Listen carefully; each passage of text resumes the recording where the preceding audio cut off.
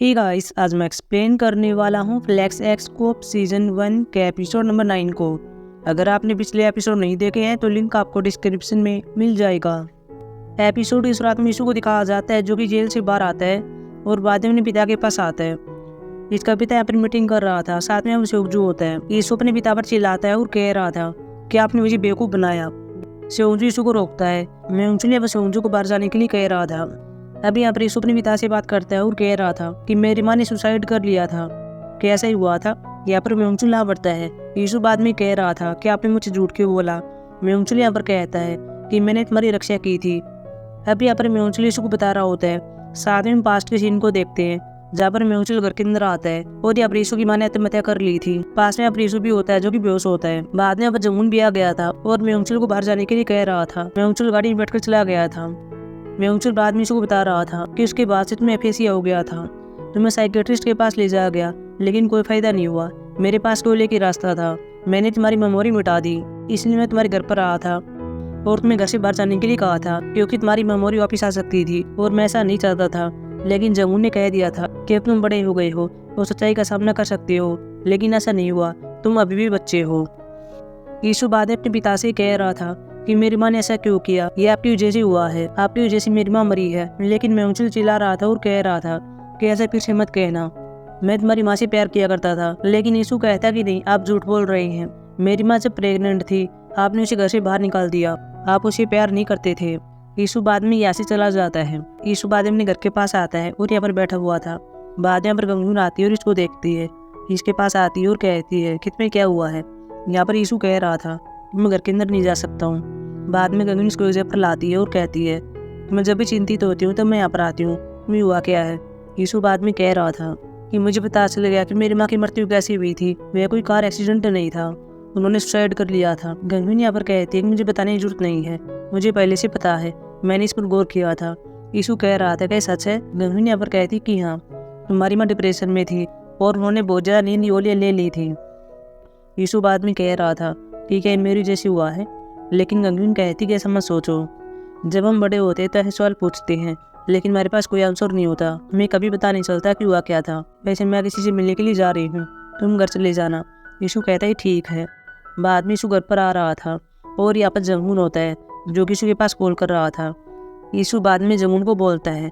अगले सीन में गंगून को देखते हैं जो भी यीशु से मिल रही होती है और कह रही होती है कि तुम यीशु की माँ के बारे में लिखना चाहते हो। यीशु के यहाँ पर कहते ही तो क्या हुआ, कोई भी सीक्रेट हमेशा के लिए नहीं छुपता, कभी न कभी वह बार आ जाता है। गंगून बाद में से कहती है कि मुझे पता कि तुम ये सब क्यों कर रहे हो, तुम ये सब जोंगताई के लिए कर रहे हो। अगर तुमने ऐसा करना जारी रखा तो तुम देख लेना, तुम्हारे भी तो साथ में जोंगताई जो कुछ भी चल रहा है मैं उसको पब्लिक कर दूंगी, इसलिए तुम यहीं पर रुक जाओ। गंगून बाद में फाइल का जिक्र कर रही होती है जो कि अंकी होती है जो कि खो गई थी। अगले से म्योंगचुल को देखते हैं जो कि अपने घर पर होता है और जब अपने फोटो को देख रहा था जो कि यीशु की माँ की होती है। बाद में सीन को याद करता है कि यह फोटो मैंने कैसे खींची थी। बाहर यहाँ पर सेवजू होता है जो कि अपने पिता को देख रहा था। अगले सीन में यीशु को देखते हैं जो कि होटल के अंदर आता है, साथ में यहाँ पर जमुन होता है। यीशु यहाँ पर कोई बात नहीं करता और रात ही सो जाता है। अगले सीन में 1926 में देखते हैं जहाँ हम गेहूं शेंग में देखते हैं। हालांकि हम आपको पहले ही बता देते हैं कि यह सीन प्रेजेंट का है, यहाँ पर एक फिल्म की शूटिंग हो रही है। यहाँ पर हम एक आदमी को देखते हैं, इसका नाम यहाँ पर नामसू होता है। नामसू एक होटल के अंदर आता है और एक महिला से बात कर रहा था। इस महिला का नाम संगी होता है। संगी यहाँ पर यह बताती है कि कल इस होटल के अंदर 3 लोगों की डेथ हो गई है। उनकी डेथ 201 रूम नंबर में हुई है। उन्होंने शायद कुछ ऐसा देख लिया था जो कि नहीं देखना चाहिए था। वहाँ पर पानी भी नहीं था, लेकिन ऐसा लग रहा है कि वे डूबने से मरे हैं। शायद उस रूम का कोई सीक्रेट है। नाम से अब इसी कह रहा था कि आपका कोई सीक्रेट होना चाहिए। संगी यहाँ पर कहती है कि इस दुनिया में हर किसी के पास सीक्रेट होते हैं, तुम्हारा भी कोई सीक्रेट होगा। नामसू बाद में कह रहा था कि मैं रूम का सीक्रेट पता करता हूँ और तुम यह पता करो कि तीनों विक्टिम कैसे रिलेटेड थे। नामसू बाद में रूम के अंदर आता है और यहाँ पर यही इमेजिन करता है कि यहाँ पर कैसे क्या हुआ होगा, कैसे लोगों की डेथ हुई होगी। इसके बाद नामसू पर रेडी हो जाता है, अपने हाथ में चाकू ले लेता है, साथ में हाथों पर घंटी बांध लेता है और बाद में बाहर आ रहा था। लेकिन तभी हम यहाँ पर एक भूत को देखते हैं जो कि लड़की होती है। वो इसके पास से निकल जाती है और यहाँ पर यह घंटी बज रही थी और उस डायरेक्शन की ओर इशारा कर रही थी जहाँ पर भूत है। इस प्रकार नामसू बाहर आ गया था। यह घंटी यहाँ पर कुएं की ओर जा रही थी। नामसू फिर कुएं के पास आता है और एक ताबीज को जलाता है और कुएं के अंदर डालता है। बाद में कुएं में से चिल्लाने की आवाज आती है, घंटी बजना भी यहाँ पर शांत हो जाती है। बाद में नामसू होटल के अंदर आता है और यहाँ पर एक लड़की होती है जो कि यूरा होती है। ये गिरने वाली थी लेकिन नामसू इसको पकड़ लेता है। अब यहाँ पर इनकी शूटिंग पूरी हो गई थी। यहाँ पर हम यंग वान को भी देखते हैं जो कि इसका दोस्त होता है और इसने एक बार यीशु से कहा था कि ये यूरा है, ये हमारी फिल्म में आ सकती है। और यहाँ पर ये वही फिल्म चल रही होती है जिसका जिक्र यंग वान ने किया था। इसके बाद सभी चले गए थे। यूरा यहाँ पर रूम के अंदर बैठी हुई थी और बाहर से कोई इसको देख रहा था। बाद में शूटिंग के लिए सभी लोग फिर से आते हैं। यहाँ पर होटल के अंदर एक आदमी आता है, इसका नाम सियोंग होता है। वो यहाँ पर यूरा को देख लेता है जो कि यहाँ पर बैठी हुई थी। बाद में यूरा के पास आता है, इसको टच करता है लेकिन यूरा नीचे गिर जाती है। बाद में सियोंग को चिल्लाता है। फिर यहाँ पर और लोग भी आ जाते हैं जो कि चिल्ला रहे थे। अंदर यहाँ पर यंगवान होता है और कह रहा था क्या हुआ है। बाद में सभी यंगवान को देखते हैं और कह रहे थे कि आप खून से लदे हुए हैं। यंगवान बाद में खुद को देख रहा था, इसे नहीं पता चलता कि यह खून कहाँ से आया है। अगले दिन पुलिस स्टेशन में सभी को देखते हैं। गंगविन यहाँ पर यीशु की सीट की ओर देखती है कि उनजी यहाँ पर कह रहा होता है कि क्या वो नहीं आ रहा है। गंगविन यहाँ पर कहती है कि नहीं। ये कहते हैं कि क्या कुछ हुआ है। गंगविन कहती है कि वो एक प्राइवेट मैटर है। बाद में इनके पास यहाँ पर चांगन आता है और कह रहा था कि एक नया केस आया है, एक एक्टर जिसका नाम यूरा है उसकी डेथ हो गई है। होटल का पता इस पर्ची के अंदर है, तुम वहाँ पर जाओ और केस को देखो। वहीं मीशू को देखते हैं जो कि होटल के अंदर होता है। इसके पास यहाँ पर गंगविन का कॉल आ रहा था लेकिन ये पिक नहीं करता। पास में यहाँ पर जंगून भी होता है। जंगून ने मैसेज कर दिया था कि एक नया केस घटित हुआ है। जंगून बाद में यीशु से कह रहा था कि क्या तुम नहीं जा रहे हो, एक नया केस सामने आया है। यीशु यहाँ पर कह रहा था मैं कुछ नहीं करना चाहता, मैं सिर्फ गायब होना चाहता हूँ। जंगून बाद में बता रहा था कि तुम्हारी माँ मेरी सबऑर्डिनेट थी, वह बहुत ही बुद्धिमान थी। बाद में हम यहाँ पर पास्ट के सीन को देखते हैं। साथ में जंगून यीशु को बता रहा था कि वह जाने से पहले मुझे मिलने के लिए आई थी। मैंने उसको कह दिया था कि तुम यहाँ पर काम कर सकती हो लेकिन उसने मना कर दिया था और कह रही थी कि मेरा ड्रीम और साथ में फ्यूचर मेरा बच्चा है, मैं अपने बच्चे का पालन पोषण करना चाहती हूँ। मैंने इसका नाम पहले से सोच लिया है, इसका नाम यीशु होगा। जंगून बाद में यीशु को कह रहा था कि तुम्हारी माँ ने तुमको चुना था, क्या तुम यीशु नाम का मीनिंग जानते हो कि क्या होता है। अगले सीन में गंगविन को दिखाया जाता है, साथ में इसकी टीम होती है जो घटना स्थल पर आती है। इन्होंने अपने यंगवान को अरेस्ट कर लिया था। यंगवान यहाँ पर कह रहा था कि ये मैं नहीं हूँ। गंगविन यहाँ पर इसे कहती है कि हम पुलिस स्टेशन में बात करेंगे। बाद में गंगविन यहाँ पर लोगों से पूछ रही होती है कि आप लोग कब होटल से निकले थे। यहाँ पर ही बता रहे थे कि हम सभी इतने बजे चले गए थे। यहाँ पर डायरेक्टर भी आता है और गुस्से में होता है और कह रहा था, हालांकि इसको पता ही नहीं था कि यूरा की डेथ हो गई है। और बाद में कह रहा था कि यह सब क्यों हुआ, ये मेरी पहली फिल्म थी। बाद में गंगविन और साथ में इसकी टीम होटल के अंदर आते हैं और यहाँ पर जांच कर रहे थे और यहाँ पर ये खून को फॉलो कर रहे थे जो कि रूम में आकर समाप्त हो गया था। जाए ऐसे इमेजिन करते हैं कि अपनी यंगवान ने यूरा को मार दिया था और बाद में उठाकर चेयर के पास ले गया था और यहाँ पर बैठा दिया था। ये साथ में अपनी कैची को देखते हैं जो कि खून से लथपथ थी। बाद में बाहर आते हैं और यहाँ पे एक आदमी कह रहा था कि मुझे यूरा से मिलना है। गंगविन यहाँ पर इसे कहती तुम कौन हो। यहाँ पर ये कह रहा था कि मैं यूरा का मैनेजर हूँ। गंगविन बाद में इस आदमी से पूछती है कि कल रात तुम दोनों साथ में क्यों नहीं गए। यह आदमी बता रहा था, साथ में हम देखते भी हैं कि जब ये रात को यूरा के पास आया था और जाने के लिए कह रहा था तब यूरा ने कह दिया था कि मैं नहीं आने वाली, तुम पहले चले जाओ, कोई है जो कि मुझे लेने के लिए आने वाला है। गंगविन आदमी से पूछती है कि वो कौन था, क्या उसका बीएफ था। लेकिन मैनेजर कह रहा था ही नहीं, उसका कोई बीएफ नहीं है। गंगविन आदमी कहती है कि तुम्हारा सीईओ जो कि यंगवान है उसको अरेस्ट कर लिया गया है, उसका यूरा क्या रिश्ता है। यह आदमी कहता है कि कुछ खास नहीं है। हालांकि दोनों कई बार अकेले में मिलते थे। अगले इसमें गंगविन को देखते हैं जो कि वहाँ से पूछताछ कर रही होती है और कहती है कि तुम्हारे पास आखिरी मौका है, तुमने यूरा को मारा था ना। लेकिन यहाँ पर यंगवान कहता है कि मैंने नहीं मारा, मुझे किसी के पास कॉल करनी है। बाद में यीशु के पास कॉल कर रहा था लेकिन यीशु अपने पास्ट के सीन को देख रहा था जहाँ अपनी माँ के साथ था। इसकी माँ का नाम सियोनियंग होता है। सियोनियंग यहाँ पर कुछ कर रही होती है। यीशु यहाँ पर कहता है कि यह क्या है। सियोनियंग कह रही होती है कि यहाँ पर आई का मतलब अच्छा होता है, ओशु का मतलब बात होता है, यानी कि तुम दुनिया को अच्छा हाथ दोगे। मैं चाहती हूँ कि तुम अच्छे इंसान बनो और लोगों की हेल्प करो। यीशु बाद में फ़ोन को देख रहा था और यहाँ पर मैसेज आया हुआ था जहाँ पर यंगवान ने मैसेज किया था और कह रहा था कि मेरी हेल्प करो, मुझे अरेस्ट कर लिया गया है। यीशु बाद में बाहर आता है और यहाँ पर जंगून होता है। जंगून भी इसको तैयार होने के लिए कहता है। यीशु कहता है कि आप कैसे जानते हैं। जंगून यहाँ पर कह रहा था कि मेरे पास भी कॉल आई थी, यंगवान को अरेस्ट कर लिया गया है। अगले इसमें गंगविन को देखते हैं, साथ में इसकी टीम होती है। ये यहाँ पर कहते हैं कि हमने लोगों से पूछताछ की थी लेकिन कुछ भी नहीं मिला, शायद ये कुछ छुपा रहे हैं। और बाद में यहाँ पर यीशु भी आता है। यीशु को देखकर हैप्पी होते हैं। यीशु बाद में गंगविन से पूछता है क्या हुआ है।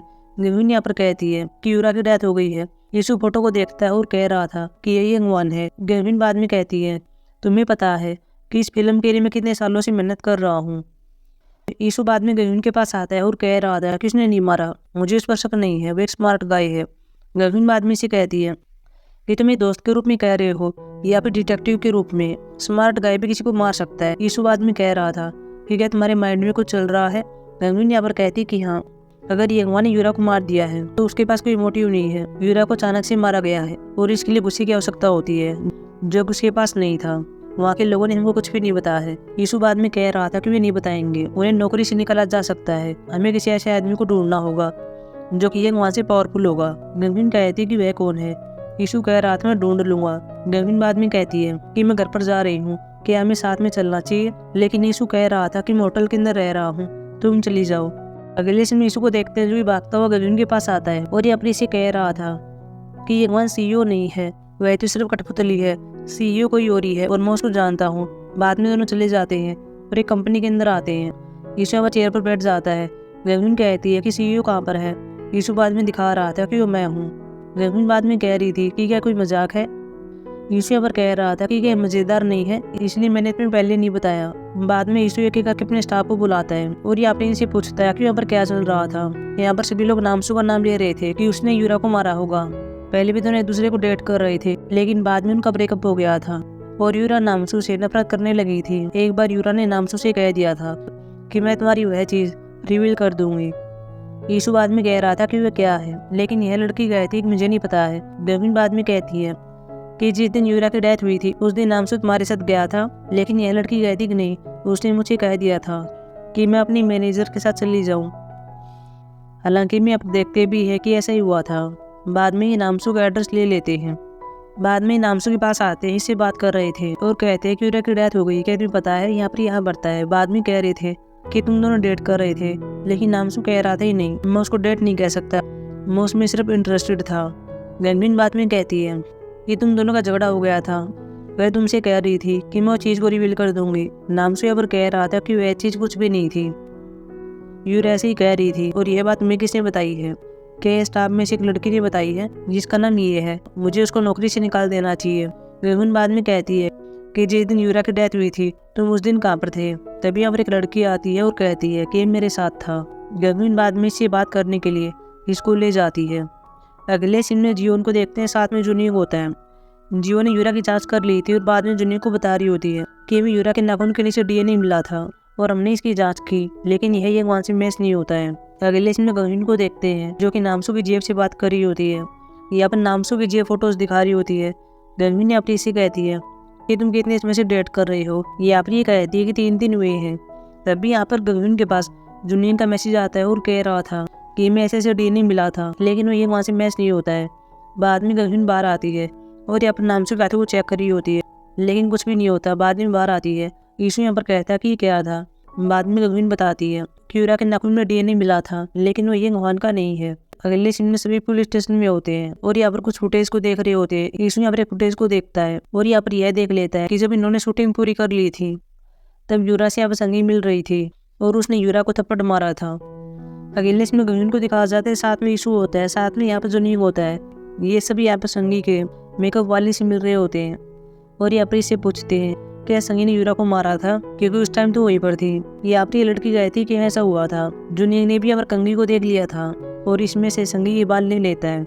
अगले सीन में गगन को दिखाया जाता है, साथ में ईशु होता है। दोनों संगी से मिलने के लिए आते हैं। इसके यहाँ पर वार्ड को देख रहे होते हैं। संगी का मैनेजर भी इसे कह रहा था कि आपसे पुलिस वाले मिलने के लिए आए हुए हैं। संगी यहाँ पर रेडी हो रही थी। वही हम गगन को देखते हैं। इसके पास यहाँ पर जूनियर का मैसेज आता है और कह रहा था कि हमने संगी बालों की जाँच की थी और जो यूरा के नाखून पर डीएनए था वह उससे मैच हो रहा है। तभी हम देखते हैं कि यहाँ पर संगी आती है और यहाँ पर इनसे कहती है कि मेरे घर में डिटेक्टिव क्या कर रहे हैं, क्या अपराधी अभी तक पकड़ा नहीं गया है। और बाद में एपिसोड समाप्त हो जाता है। सो गाइस अब हम मिलेंगे एपिसोड 10 में, जो कि कल आने वाला है। तब तक के लिए बाय।